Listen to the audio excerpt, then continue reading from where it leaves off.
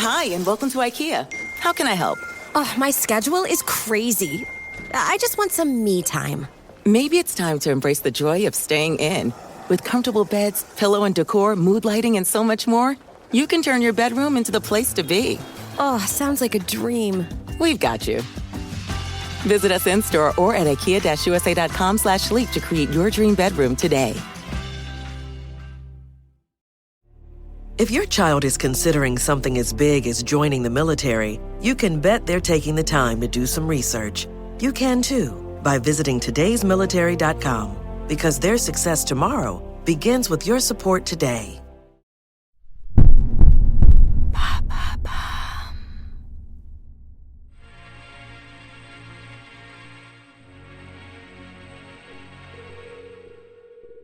Nous sommes le 15 octobre 1917, au fort de Vincennes. Il est 6h15. Le temps est brumeux et le silence règne. Une femme arrive dans une voiture. En sortant, elle se dirige vers un poteau d'exécution. Elle refuse le bandeau qu'on lui tend. Son avocat, autrefois son amant, l'embrasse avec passion une dernière fois. La femme se tient fièrement et lance un dernier baiser en direction des soldats qui assistent à cette scène. Pourtant, cette femme ne méritait vraiment pas sa peine. Son nom, Margaretha Gertruda Zelle, plus connue sous le nom de Mata Hari. Entre danse de charme et espionnage, découvrez sa true story.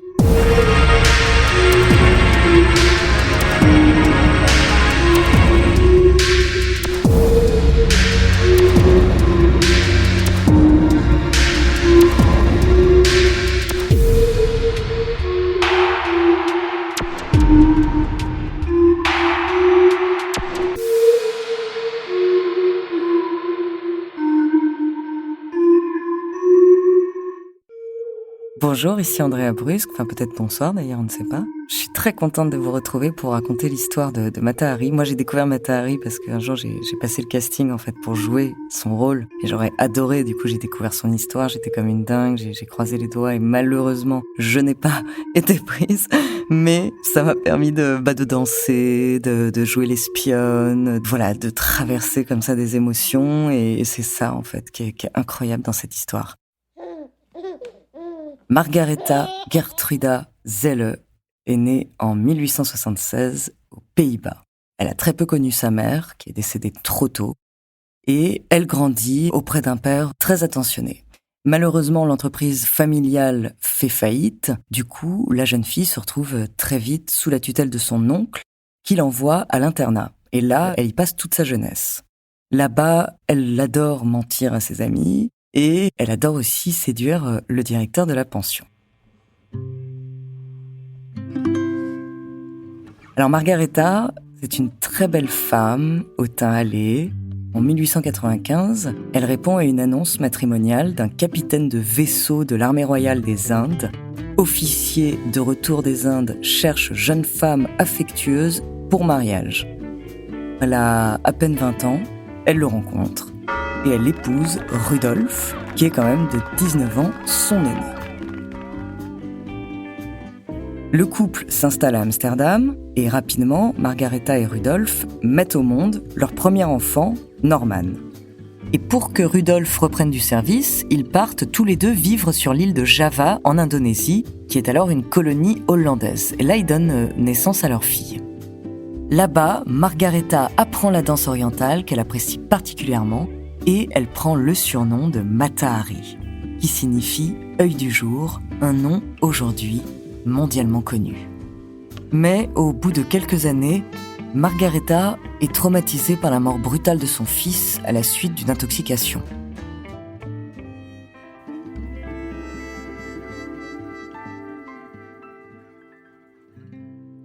En plus, pour le couple, les choses tournent de plus en plus mal. Rudolf, qui est un grand consommateur de rhum, devient jaloux et violent, et Margaretha ne peut plus supporter les coups de son mari. Et en 1903, elle divorce et décide de retourner en Europe, laissant derrière son mari et sa fille. La jeune femme s'installe à Paris pour y faire carrière. Elle veut devenir danseuse de charme et commence à se déhancher dans des salons privés jusqu'au jour où elle est repérée par Monsieur Guimet, créateur du Musée national des arts asiatiques.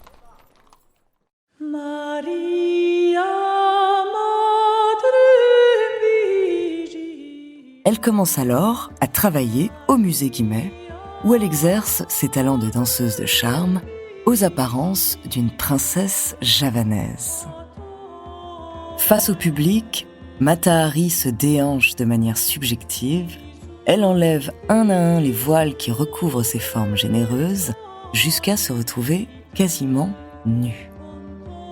La danseuse sensuelle est en train d'inventer l'effeuillage, que l'on appelle plus communément aujourd'hui le striptease. Pour séduire encore davantage les foules, et plus particulièrement les hommes, Mata Hari s'invente un personnage aux origines hindoues. Elle raconte « Je suis née à Java, au milieu de la végétation tropicale, et depuis ma plus petite enfance, des prêtres m'ont initiée à la signification profonde de ces danses qui constituent un véritable culte. » Le show rencontre vite un très grand succès et la troupe se produit dans les plus grandes villes d'Europe. Mata Hari fréquente des personnes haut placées, elle sait user de son charme et cumule les relations amoureuses. Mais les temps sont durs pour l'Europe. En 1914, la Première Guerre mondiale éclate et les puissances européennes entrent en conflit en août.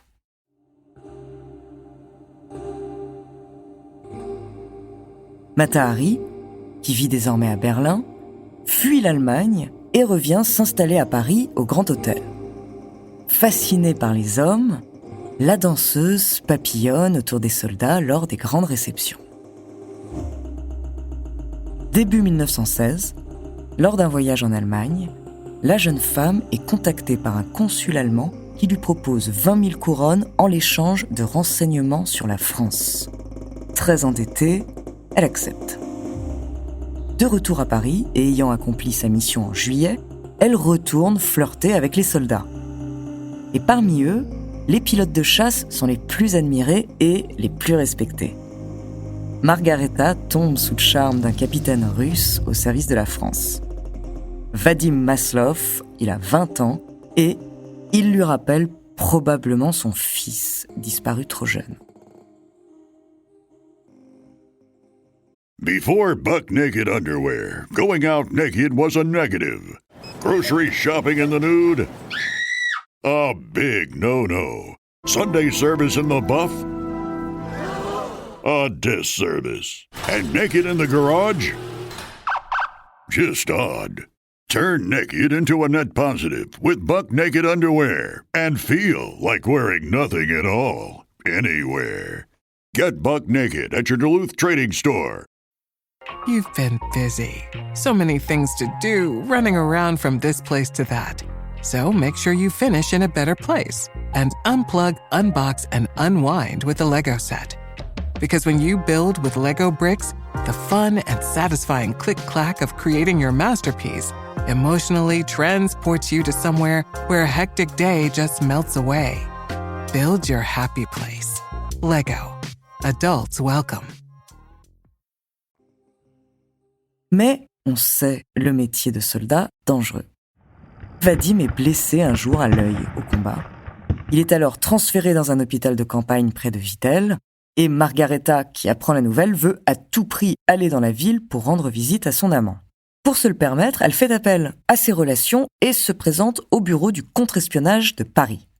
Une fois sur place, les autorités françaises lui demandent d'aller espionner le comte Prinz, le prince héritier de l'Empire allemand, qu'elle connaît bien. Elle fixe ses honoraires à 1 million de francs en l'échange d'une information importante. De l'argent qui ne lui sera d'ailleurs jamais versé. Au vu de son passé douteux, la danseuse est bien évidemment suspectée d'espionnage au profit des Allemands. Pour prouver son intégrité, les services secrets français lui demandent de travailler encore pour eux. Au cours d'une mission, lors d'une escale à Falmouth, Margareta, très surveillée, est arrêtée par les services secrets britanniques. Elle est soumise à un interrogatoire serré, Mais l'Intelligence Service, qui pensait que la jeune femme travaillait pour les Allemands, ne trouve finalement rien à lui reprocher. L'aventurière est alors envoyée à Madrid pour poursuivre sa mission. Là, elle va jouer de ses charmes pour séduire l'attaché militaire allemand. Ce dernier a pour mission de faire passer des messages stratégiques aux Allemands. Mais, grâce à Mata Hari, les messages sont finalement interceptés par les Alliés. Dans l'un de ces messages, il est indiqué « Attaché militaire Madrid à État-major Berlin, l'agent H21 de la section de centralisation des renseignements de Cologne est arrivé ici. Elle a faim d'accepter les offres du SR français et d'accomplir un voyage d'essai en Belgique pour le compte de ce service. » En réalité, les Allemands lui auraient proposé 20 000 francs pour obtenir des informations sur la France, offre que Margareta aurait refusée. Elle leur aurait simplement livré des informations futiles, dénichées ça et là dans la presse. Le 4 janvier 1917, Margareta décide de revenir en France pour enfin retrouver son tendre amour, le capitaine. Elle réside alors à l'hôtel Élysée-Palace. Et le 13 février, la jeune femme sort de sa douche dénudée. Dans sa chambre, un commissaire français et 5 inspecteurs l'attendent avec un mandat d'arrêt. Margareta se rhabille sous les yeux des hommes et, fidèle à sa personnalité de charmeuse, leur propose des chocolats dans un casque allemand.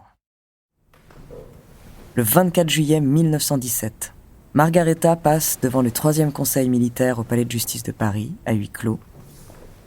Pour la défendre, elle fait appel à l'un de ses anciens amants, expert réputé de droit international. Malheureusement, ce dernier a peu d'expérience dans la cour criminelle. Le sort s'acharne contre la danseuse, même Vadim, son être aimé, lors de sa déposition, la traite d'aventurière et lui refuse sa caution. Le conseil doit décider si oui ou non, elle est l'agent H21 qui aurait aidé les Allemands selon le message intercepté. Margareta se défend du mieux qu'elle peut en expliquant qu'elle n'a rien dévoilé de confidentiel aux Allemands. Pendant ce temps, sur le front, les mutineries se multiplient et l'opinion publique réclame des coupables. Face à la pression extérieure, le Conseil déclare Margareta coupable d'espionnage et d'intelligence avec l'ennemi. L'accusation demande la peine de mort, qui lui est infligée à 6 voix sur 7. Margareta esquisse un pauvre sourire. Pour une fois, elle disait la vérité.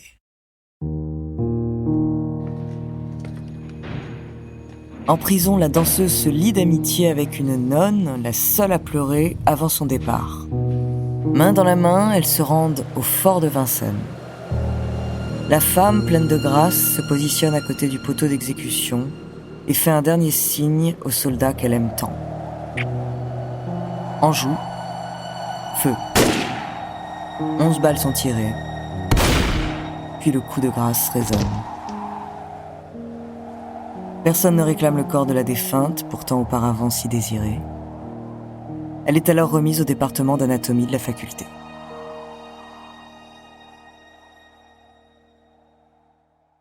Il est aujourd'hui encore difficile de prouver si les informations délivrées aux Allemands par Margareta étaient vraiment compromettantes.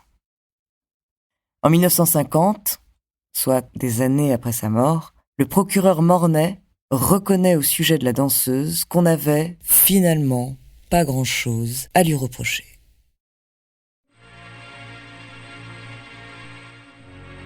Merci d'avoir écouté cet épisode de True Story. N'hésitez pas à le partager et à laisser un commentaire sur votre plateforme d'écoute préférée. La semaine prochaine, je vous parlerai d'un faussaire à la reconversion inattendue. En attendant, n'hésitez pas à nous faire part d'histoires que vous aimeriez entendre. Nous nous ferons un plaisir de vous les raconter.